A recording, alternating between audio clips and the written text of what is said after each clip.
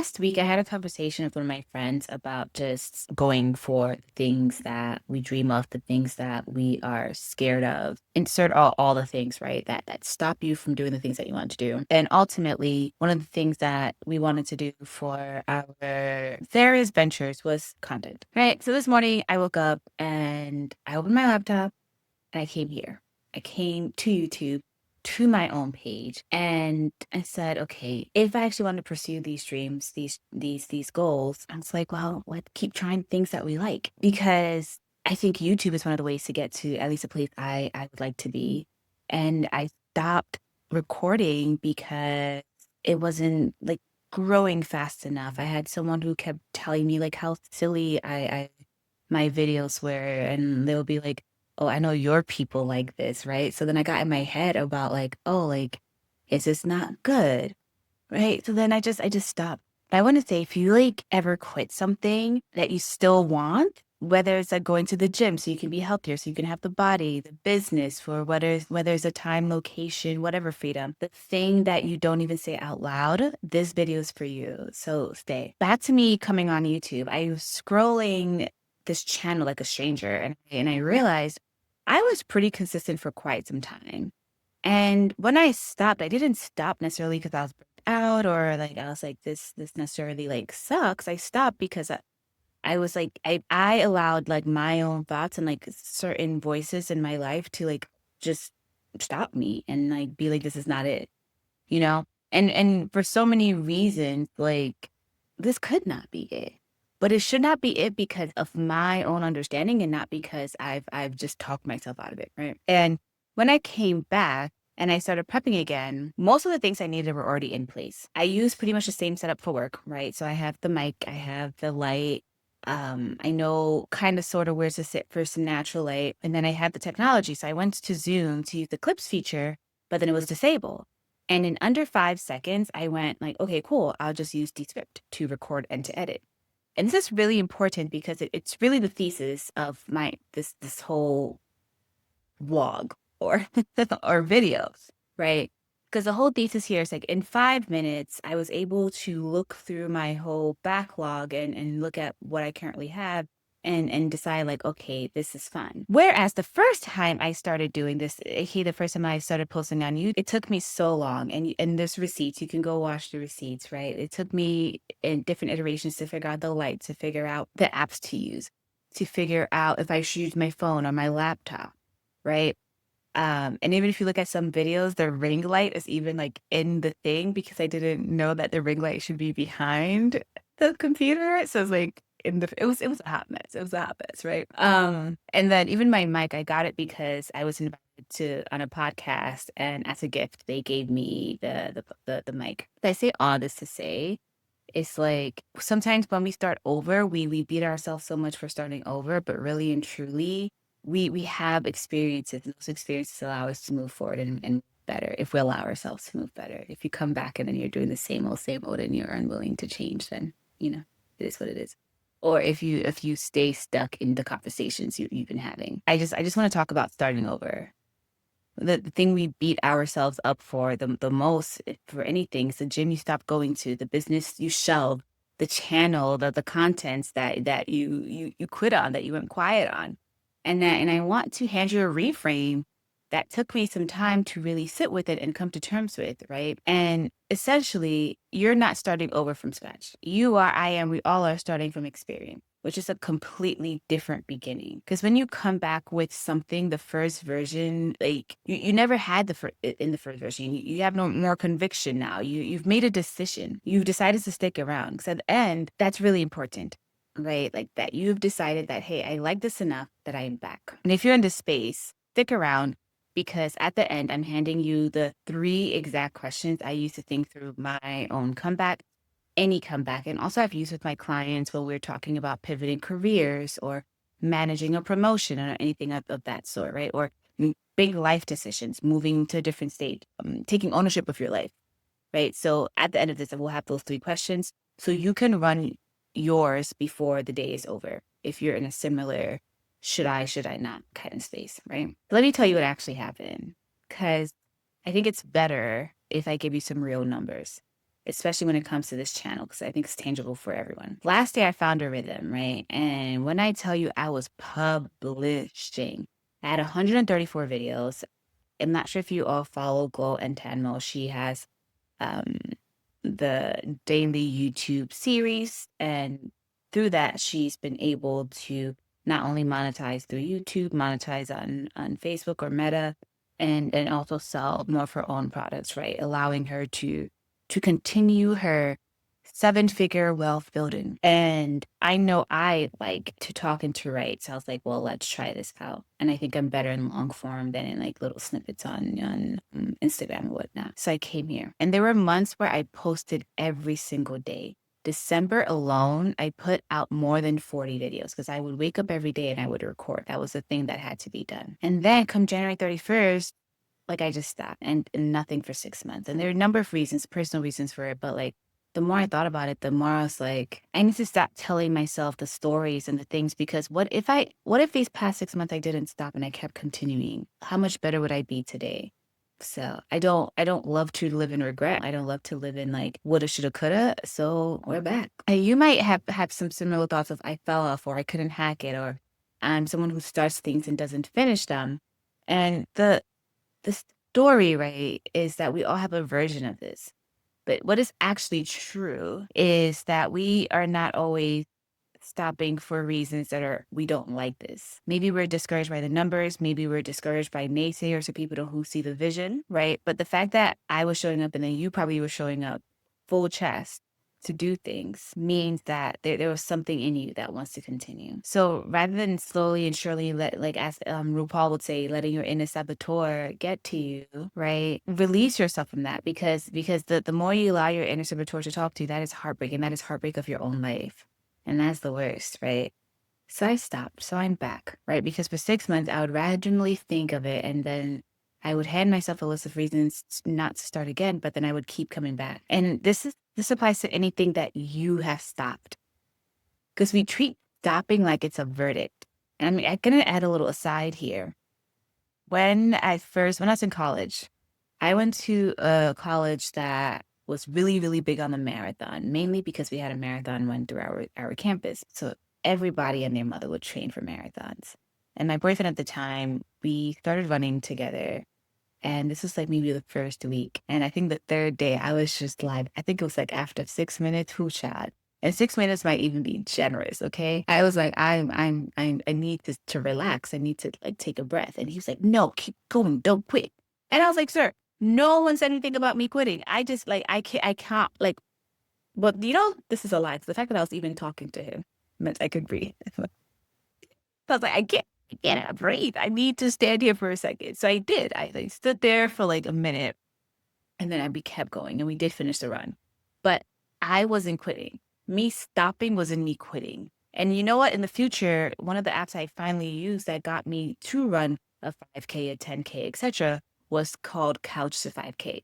And in Couch to 5K, you start off 2 minutes running, 1 minute walking, 2 minutes, 1 minute. Then you move up each week to 3 minutes to 4 minutes. And then finally, one day I looked up and I was like, I just ran straight 30 minutes. I just ran for 1 whole hour. Excuse me. Right. And that is cool. But there was a bit of stopping and starting. There was recovery in the middle. There was learning. There was figuring out how my body felt when I ran this way versus that way. So I just want to share that story, because stopping does not necessarily mean quitting. And granted, some stopping stretches are longer than others, right? 6 months is kind of a time. But I will say that stopping isn't a verdict. It's not a quitting. It's a data collection point. Because during those 6 months, I learned a bit more. And most importantly, in those 6 months, I realized some things you stop, and to be honest, you feel relief, pure relief. You never think about it again. You don't feel any guilt about stopping it. And that's information. That means that pausing, that actual quitting, and there are a ton of books about actually quitting and why it's good sometimes to quit. That actual quitting was what was needed, because there are things in my life that I have stopped that I've never thought about a day in my life again. And there are things in my life that I've thought about and I've come back to with more information, and I've done so much better and I've been successful. Right. So if you stop something and you stop thinking about it, and it's really and truly a relief, that thing was never yours. So let it go with love.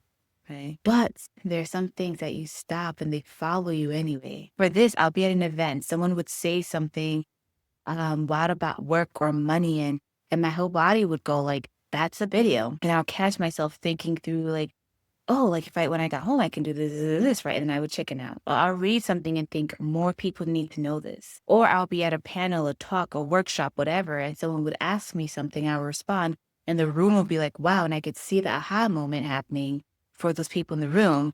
But then I didn't come and share it. And I really enjoy my work because I get to share aha moments with people. I get to share learnings with people. I get to walk in a room and say, oh, this is where things are not working the way you would like it to work. By the time I leave, it's working, if not the way they want to work, but better. And I loved sharing on YouTube and other spaces because I'm like, other people need to know. Or just simply, there's so much in my life that I've overcome, whether it was paying off 60K worth of debt in 18 months, getting through heartbreak, weight loss journey, like first daughter healing journey, right? There's so much that I'm just like, it took me so long to figure out. And not that like I am the answer to it all, but like I'm like, the reason why I was able to finally figure out a lot of stuff is because I listened to so many different voices. And through that, I was able to figure out what was working for me, what wasn't working for me, and then amalgamate, if that's a word, my own version of it to my success. So essentially, I think that's the test. Not did I stop? Everybody stops. Everybody takes a break. The test is, does it still call me across a distance? Because if the wanting survives the quitting, that is the most honest signal that you're not done yet. And maybe you should try again.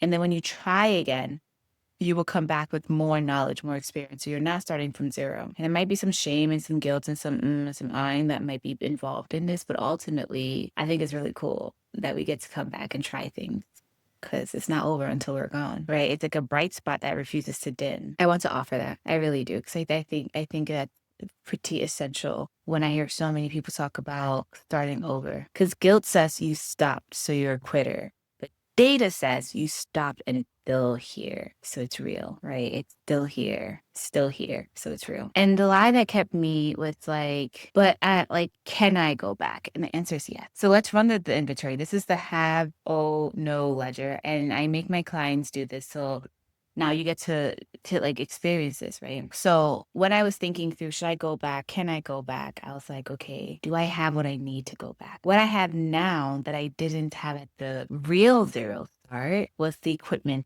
the tech, the reps, the know-how. The things we already bought, they were tested, they were arranged. This corner of my home is already configured for this.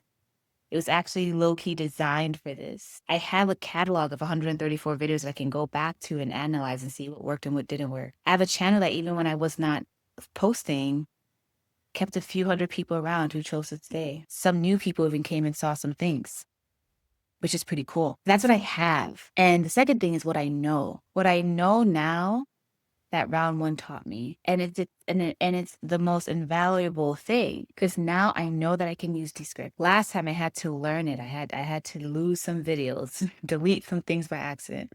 But now I know about the cuts, the filler removal, all of it. And the learning curve is not as steep. And that is easier. I'm less nervous about talking to the camera. I'm less nervous about how I look.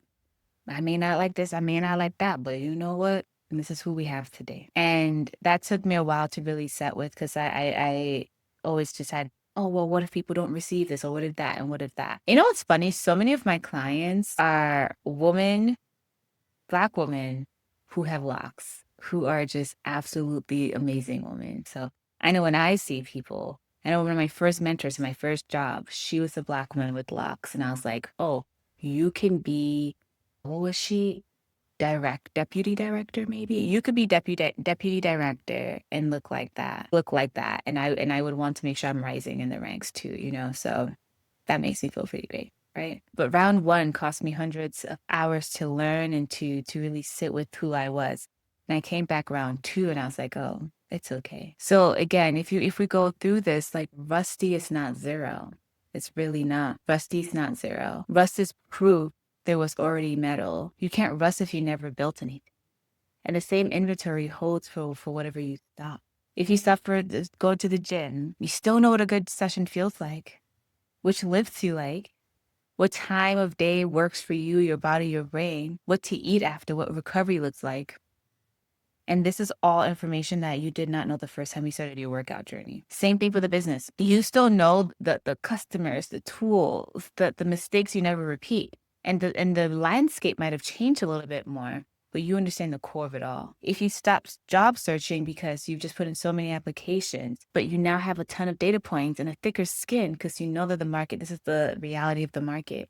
You have to know how to talk about yourself better. So we talk about sunk costs a lot, but no one talks about bank cost, right? So we talk about sunk costs, we talk about we talk about compounded, right? When you talk about interest, but what is just what's in the bank? What's in that like high yield savings account? You know? It might not be giving you the super compounded dividends that if you kept investing it would, but it's giving you something. And you can look back at it and touch it. And I think that's really cool. I think that's really, really cool. And one more thing I want to add when you're coming back, and I took this from Myleik Teele. She's a coach that I deeply, deeply respect. She had her podcast for years, and life happened, right? She had a business, she had kids, responsibility. So she stopped podcasting for a while. And when she came back, she didn't pretend the gap didn't happen. Her first few episodes back, she called it the warm-up sessions. And she would tell us every single time out loud to all of us that, hey, this is my warm-up session. So if you hear something off with the mic, if you hear something off here and there, it's my warm-up session. And I personally, I loved it. I loved all the gems she was still sharing and whatever real or perceived imperfections that she was seeing and hearing. Maybe sometimes the audience picked it up. For the most part, I was just happy she was back, and I was happy for the gems. And what I love about that is she was refusing to have the restart be a trap, right? Because I think also when we restart things, we have a pressure to come back better than we left, to immediately justify the absence. Well, since you've been gone, you must have, leveled up. And it's like, well, I probably leveled up in some ways, but like I'm still rusty to this. So let me figure it out. So I want to follow her lead and say plainly, this is a warm up for me. I'm rusty. My pacing is off. I'm relearning how to engage in this space, how to like talk to myself. And it's not an excuse, it's not an apology, but it's a plan. It's a plan that like I am committed. I've decided to figure this out. When you go back to the gym, when you go back to things that you're rusty in, you don't go back and start deadlifting your old maximum weight on day one. You warm up, you slowly load, and then at some point you get back to that level, you even surpass it. So creating a low pressure on the polish, but total commitment to the presence and the thing. Giving ourselves the grace on the quality of the restart, but not on the decision of the restart. We wait for polish and then it never publishes. So I will take wobbly and decided any day. So come along for the ride. Let me know. What are you restarting? What are you doing, right, to support? And just as a reminder, the 3 questions are: 1, did the wanting survive? So 1 month later, 2 months later, etc. The thing that you stopped, do you still want it? Do you still want to see it to fruition? Do you feel like you didn't see it all the way through, right? If that's the case, if it's still tugging, maybe explore it. However, if it's relief instead, close the case with love and move on lighter. Just be that cool. That chapter is closed. 2, what's the inventory? What do you have and what do you know that the original beginner you did not know? Write it down. We think your conversations with friends, your text messages, the messages you send to coaches or to like if you're a part of like a Reddit or a Discord and you were asking questions as you figured it out, look back and see like, oh, I know this. Or look at those chats and realize that you can answer some of these questions for some of the people who are starting at the beginning, right? So it'll stop, like your brain will stop going from, oh, I'm starting over to, oh, I'm resuming, I'm picking up, right? And like, just like when you resume a show or something, it like hops back for like a little bit of like 5 seconds so you can catch up, review the play, and then keep on going, right? And then 3, what's your warm-up version? Not the full program, but like the 10-minute walk, the one client, the single application, small enough for you to start this week and check it off, and to feel that movement again and declare as a warm-up. So you're not allowing perfectionism to stop what you can do, what you will do, right? So if you want that one pager, let me know, reach out to me. Happy to chat and we can talk through it. But it's really just 5 minutes.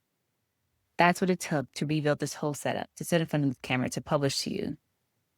The first time took way more time. Time I spent on tutorials and wrong purchases and all sorts of things. But today took 5 minutes because I wasn't building from scratch.